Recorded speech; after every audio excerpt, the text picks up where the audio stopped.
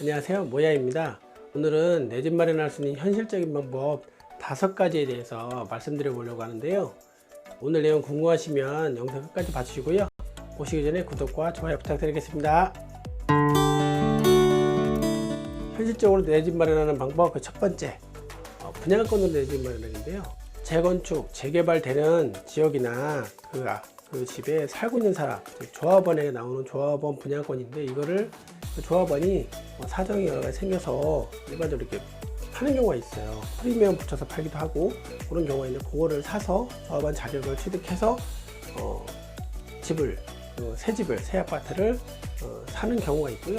그리고 일반적으로 그 조합원 분양이 이제 다 마감되고 나서 일반 분양이 있습니다. 일반 분양에 대해서 돈을 주고, 건설사라는 시행사가 있는데 여기 돈을 주고 이제 아파트를 사는 경우가 있고요.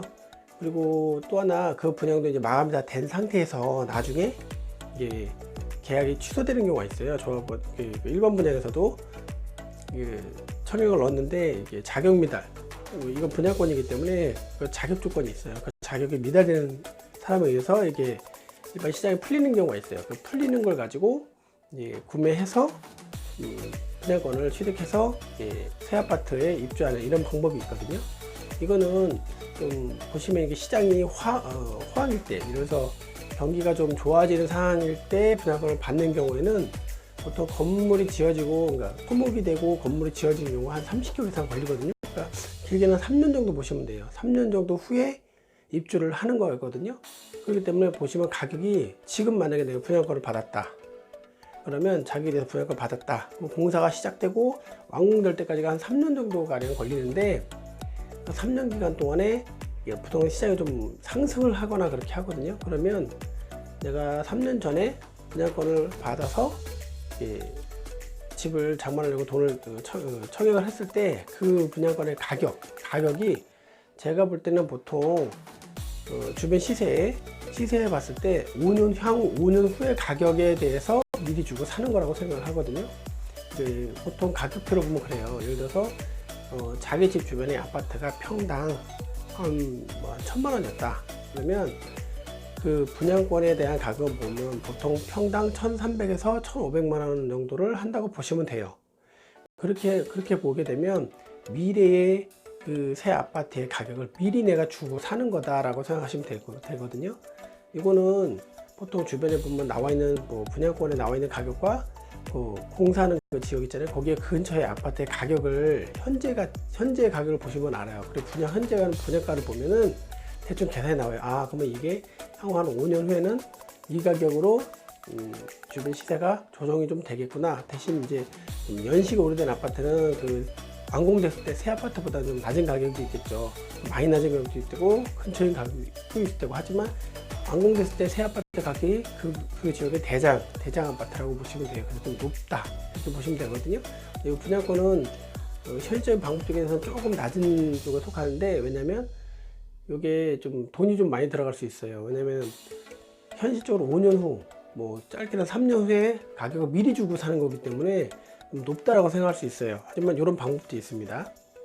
내 집 마련할 수 있는 현실적인 방법 그 2번째, 부동산의 급매로 내 집 마련하기입니다. 급매 말 그대로 이제 현재 있는 완공에 대해서 살고 있는 집들이 급매로 나는 경우가 있거든요. 급매라는 건 말 그대로 이제 당장 내가 사정이 있어서 집을 급하게 내놓는 경우가 급매인데, 한번 좀 곰곰이 한번 생각을 해보세요. 부동산이 침체기, 즉 거래절벽, 요즘 거래절벽이라고 많이 하잖아요. 거래절벽일 경우에는 급매가 있을까요? 있을 수 있어요.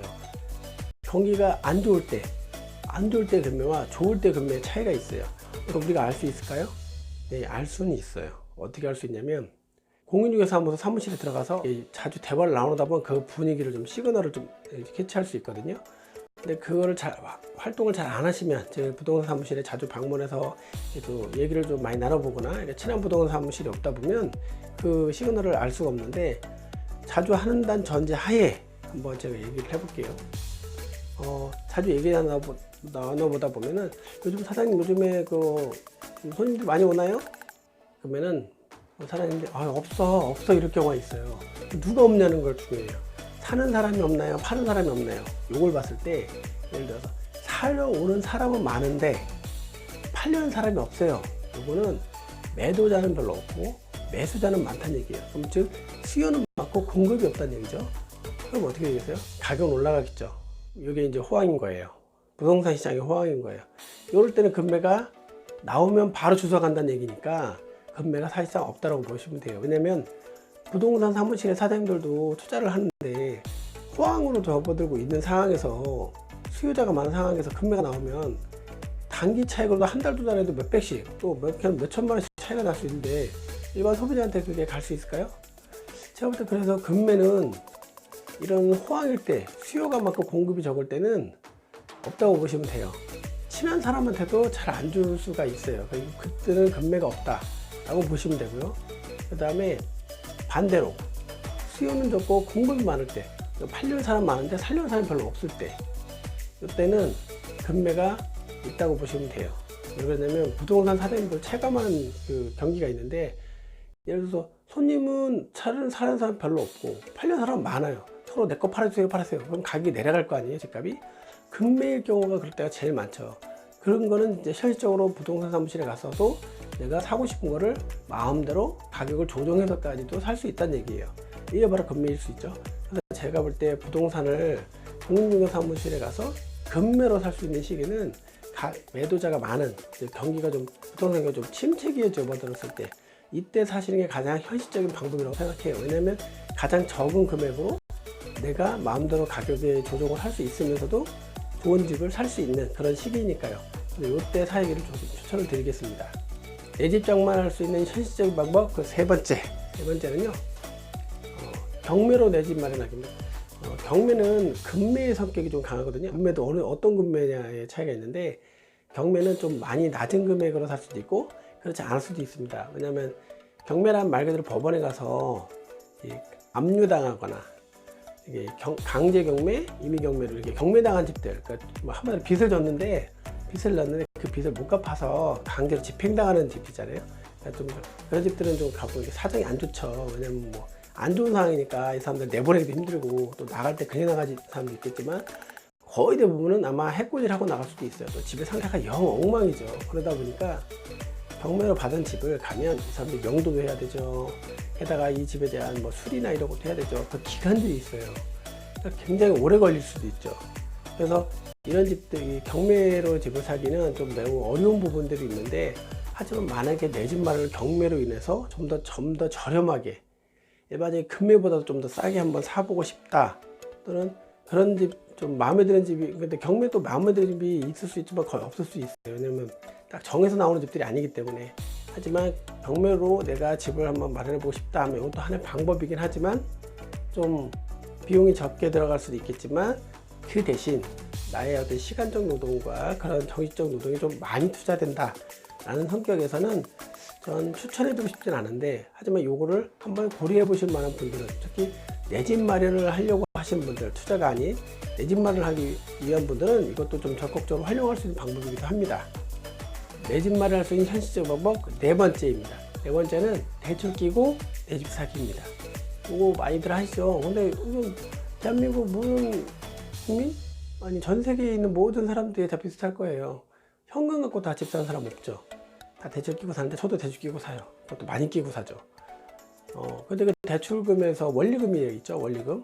그러니까 어떤 분은 이자만 내는 분이 있고, 어떤 분은 원리금, 이자와 원금을 같이 내는, 또 어떤 분은 거치형으로 하시는 분도 있어요. 거치형이라는 거는 뭐 3년 거치, 2년 거치, 1년 거치, 뭐 5년 거치 이런 거 있죠. 그럼 말 그대로 그 기간 동안, 1년 동안, 또 3년 동안, 5년 동안에는 이자만 내다가 그 이후에는 원리금으로 내겠습니다. 원금을 같이 내겠습니다. 뭐 이렇게 하는 거죠.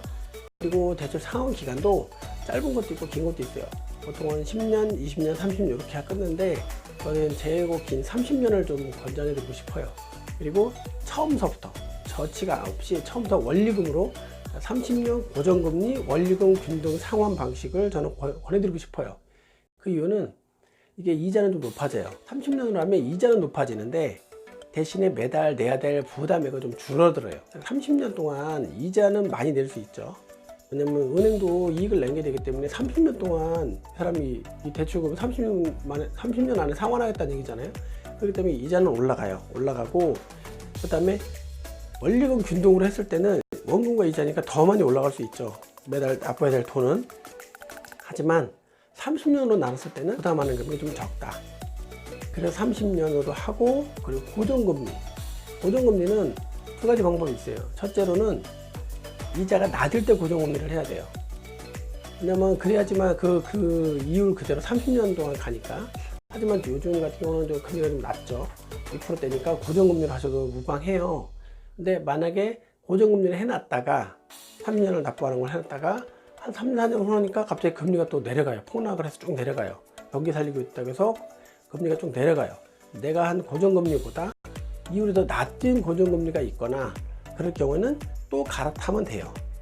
은행 안에서도 갈아탈 수 있고요. 타은행으로 옮길 수도 있어요. 대신 대출 상환 수수료가 있죠. 한국으로 상환하는 거니까. 하지만 그 상환도 은행마다 좀 차이가 있어요. 1년 안에, 2년 안에, 3년 안에 차이가 있기 때문에 그 은행 상담원하고 잘 상담하다 보면 자세하게 얘기해 주거든요. 갈아탈 수 있는 방법. 하지만 기본적으로 30년 고정금리 원리금 균등 상환 방식으로 하셔야 부담 없이 끝까지 자기 자산을 지킬 수 있고 가지고 갈 수 있다는 점, 요거는 잊지 않으셨으면 좋겠습니다. 내 집 마련할 수 있는 현실적인 방법 5번째입니다. 이건 제가 많이 추천하는 방법이고 제가 지금 하고 있는 방법이 하고요. 주변 사람들이 많이 얘기하고 있는 방법입니다. 그 방법은요, 갭 투자입니다. 즉 전세 끼고 집 사기입니다. 전세 끼고 집 사기, 지금 인천은 전세 비율이 주택 가격이 한 80% 정도 되거든요. 그러니까 1억짜리 집이라 그러면 1억짜리 아파트라고 하면 한 8천만 원 정도가 전세라고 보시면 돼요. 보증금이라고요. 그럼 한 2천만 원만 내동이 들어가죠. 한마디로 말하면 2천만 원은 내가 신용대출을 받든, 그래서 종잣돈을 좀 그만큼 모아놓던 해서 20%에 대한 금액은 내 돈이 들어가면 되는 집을 샀어요. 전세를 주죠. 바로 전세를 주니까요. 맞춰서 2년마다 갱신을 하죠. 2년마다 갱신을 하는데 제가 보통 이걸 볼 때는 한 10년을 보거든요.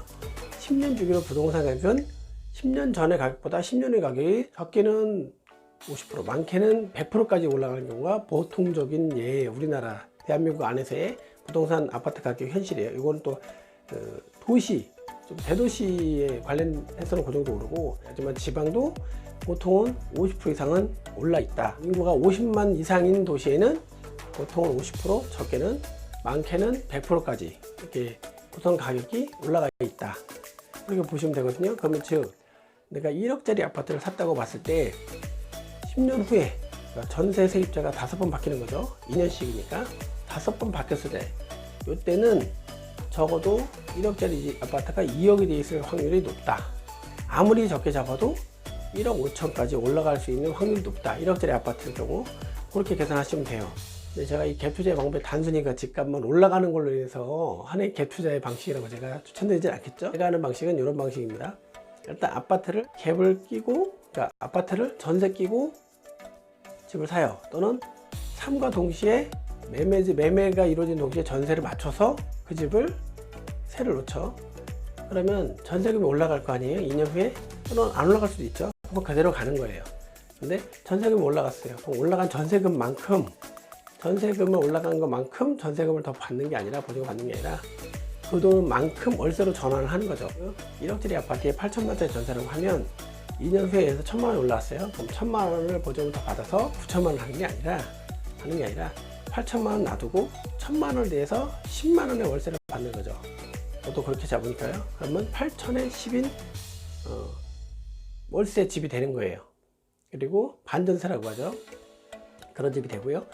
그리고 나서 거기서 또 2년 후에 또 1,000만 원이 올랐을 경우, 즉 1억, 전세 보증금 1억이죠. 하지만 난 처음에 올렸을 때 두 번째 세입자 바뀌었으니까 8천에 10만 원이었는데 그 다음에는 8천에 20만 원이 되는 거죠. 그렇게 한 5번만 돌다 보면 결국에는 8천에 50만 원의 월세인 집이 돼 있는 거죠. 하지만 제가 말씀드리고 싶은 건 이건 보증금만 올랐을 때 그걸 월세로 전환하는 방식이고요. 그게 아니라 제가 말씀드리고 싶은 거는, 제가 처음 종잣돈을 모으는 방법이 있을 거 아니에요. 예를 들어서 1억짜리 아파트에 8천만 원짜리 전세면 2천만 원 종잣돈을 만들었을 거 아니에요. 그걸 얼마 만에 만들었을까요? 1년일 수도 있고 2년일 수도 있어요. 짧은 기간을 마련했다면 그 모았을 때 방법은 그대로 유지한다는 얘기예요. 즉 종잣돈은 그대로 모으는 방법인데, 전세 끼고 집을 샀어요. 그러면 그 종잣돈 모을 때에 예를 들어서 한 달에 50만 원씩 모았다. 그러면 그 50만 원도 꾸준히 10년 동안 계속 모은다는 얘기예요. 더 모을 수 있는 더 좋아요. 그래서 다시 재계약을 할 때 내가 모은 종잣돈과 내가 모은 종잣돈과 전세가의 상승의 금액을 두 개를 합해서 같이 월세로 전환하는 거예요. 즉 8천에 10만 원이 아니라 7천에 20만 원, 1천만 원의 종잣돈을 모았다. 2년 안에 전세 보증금 8천에서 7천만 원 내리고, 그 다음에 집값 올라간 것도 있으니까 그걸 합해서 20만 원, 그러니까 7천에 20만 원이 되는 거죠. 그러면 그 다음 2년 후에 재계약할 때는 얼마일까요? 6천에 40만 원 이렇게 되는 거죠. 거의 2배가 하락씩 올라가는 거예요. 그러니까 즉 보증금은 자꾸 낮춰가는 거고, 상환을 해서 낮춰가는 거고, 전세 보증금 상승분과 내가 보증금을 자꾸 상환하는 방식, 이렇게 하면 역으로 올라가죠. 그러면 보증금은 낮아지고 전세금이 올라간 금액을 더하면 월세가 올라가게 돼 있죠. 근데 이 월세 올라가는 것도 중요하지만 보증금이 낮아지는 게 중요한 거죠. 왜냐면 10년 후가 되면 5번이 바뀐다고 했을 때 1,000만 원씩 내려간다고 했을 때, 보증금을 내가 상환했다고 했을 때 5천만 원, 최소한 5천만 원 상환할 수 있잖아요. 그럼 50만 원의 월세가 생겼죠. 올라가는 게 50이에요. 그럼 1억에 가까운 돈이 차이가 생긴 거예요. 즉 내가 10년 후에 그 집에 다시 내가 그 집에 살겠다 라고 하기 위해서 투자한 집이라면 10년 후에는 처음에 8천만 원의 보증금이 최소한 3천만 원까지 내려갈 수 있다는 얘기죠. 내가 5천만 원을 상환했으니까 보증금을. 그래서 손해는 아니죠. 왜냐면 월세를 바꿨으니까. 월세가 이자가 높잖아요, 은행 이자보다. 그렇죠? 그렇기 때문에 나에게는 더 많은 투자의 수익이 되는 거예요. 은행에 그 돈을 50만 원씩 적금하는 게 아니라 모아놨다가 그걸 한 번에 보증금에서 보증금을 상환하는 방식으로 내려가 버리면 은행 이자보다 더 많은 수익을 낼 수 있는 부분이 될 수 있어요. 즉 내 집을 10년 후에 내가 그 집을 살 때 10년 후에 내가 그 집에 들어갈 때 그 돈 모으는 돈을 은행에 넣는 것보다는 이렇게 상환하는 방식이 내가 내 집에 들어갈 수 있는 시간이 굉장히 더 빨라진다, 짧아진다, 이 방식이거든요. 이걸 제가 지금까지 쭉 해왔고요. 요걸 집을 좀 많이 장만을 했어요. 그리고 탄탄한 대물도 확보했고요. 주변에 이런 방법을 제가 많이 알려주는데 주변 사람들은 좀 그 기간을 좀 기다리기 좀 힘든가 봐요. 그래서 다른 방법들을 많이 택하는데 저는 이 방법을 좀 적극 추천해 드리고 싶어요. 왜냐면 계산기를 두들겨 보면 이게 좋다라는 걸 알아요. 미미한 차이가 있어요. 미미한 차이가 있지만 이 차이가 지금 워낙 금액이 크잖아요. 억 단위로 넘어가니까 이 미미한 차이지만 이게 굉장히 큰 효과를 볼 수가 있어요. 한번 시청자 여러분들도 엑셀이나 이런 프로그램들 있잖아요. 거기 한번 이 방법 한번 적용을 해보세요. 주변에 내가 살고 싶은 집이 있을 거 아니에요. 요즘에 뭐 초품마다 뭐 이런 집들 있잖아요. 초등학교 품문 아파트. 그래서 40세 이상 직장인들한테 재테크를 할 때 이런 방법을 얘기를 좀 많이 드리는데, 그 이유는 자녀가 어리니까. 저도 5세 미만 자녀가 지금 3명이나 있거든요. 자녀들이 어리면 이 아이들이 이런 학교에 좀 다녔으면 좋겠다, 이런 교통환경이 좋은 이런 학교 다니었으면 좋겠다, 이런 마음이 드신다면 그 아파트를 딱 살고 싶은 아파트, 그 아파트를 딱 정해서 그 중에 괜찮은 집이 있으면 이 집이 좀 저렴하게 살 수 있다. 그러면 그 집을 전세 끼고 살 수 있는 방법. 전세는 현재 살고 있는 사람이 있는 집을 살 수도 있고요. 또는 현재 살고 있는 사람이 집 팔고 나가는 집일 경우는 전세를 맞춰주거든요. 중개사무소에서. 그렇게 해서 사놓고 이 집을 내가 언제까지 들어가겠다 계획을 잡고, 그 기간에 내가 종잣돈을 계속 꾸준히 모으면서 전세 보증금을 계속 상환해 내려가면서 월세로 계속 바꿔 내려가면서, 월세로 바꾸는 방법은 말 그대로 내가 수익도 높아지는 것도 있고, 수익을 높이는 방법도 있고, 그리고 또 하나 내가 들어갈 때 보증금을 적게 상환해 줄 수 있잖아요. 그 보증금만큼 제가 들어갈 때 대출을 뗄 수 있잖아요. 요거를 대출금을 좀 적게 받는 방법이 되는 거예요. 한마디로 말하면 나한테 부담이 확실히 줄어드는 방법이죠. 내가 실거주 할 때 그런 방법이기 때문에 이 방법을 좀 적극적으로 좀 추천해 드리고 싶습니다. 그리고 제가 이 다음 영상에는 이렇게 집에 대한 어떤 방법들, 그러니까 초품화, 역세권, 숲세권, 지역권, 이런 집들이 있어요. 이런 것들을 보는 방법에 대해서 한번 영상으로 촬영해서 한번 제가 또 알려드리도록 하겠습니다. 오늘 영상 어떠셨어요? 내용 괜찮으셨나요? 내용 괜찮았으면 구독도 좀 눌러주시고요. 좋아요도 꾹꾹꾹 눌러주시기 바라겠습니다. 그리고 다음번에 더 좋은 영상으로, 좋은 콘텐츠로 시청자 여러분 찾아뵙도록 하겠습니다. 감사합니다.